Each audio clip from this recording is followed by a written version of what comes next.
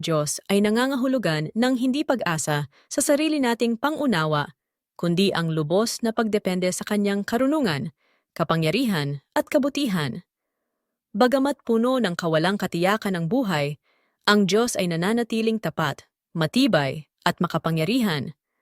Ang kanyang mga plano ay laging para sa ating ikabubuti at para sa kanyang kaluwalhatian, kahit na hindi ito tugma sa ating inaasahan.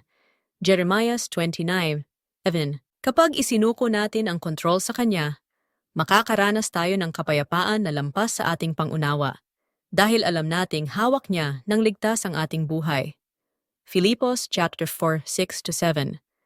Ang tunay na pagtitiwala ay nangangahulugan ng paniniwala na ang kanyang oras ay perpekto at ang kanyang mga paraan ay mas mataas kaysa sa atin.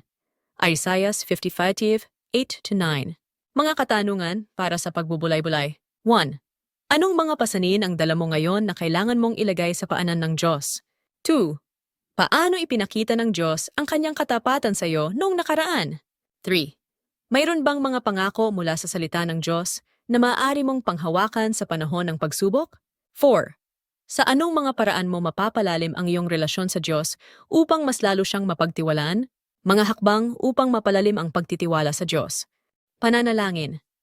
Makipag-usap sa Diyos araw-araw, ipahayag ang iyong mga pangamba at pasasalamat. Pag-aral ng salita. Magnilay sa mga talatang nagsasalita tungkol sa kanyang katapatan at pagmamahal. Pagsamba. Purihin siya kahit sa panahon ng kahirapan, dahil iniaangat ng pagsamba ang ating focus mula sa problema tungo sa kanyang kadakilaan. Pakikisama.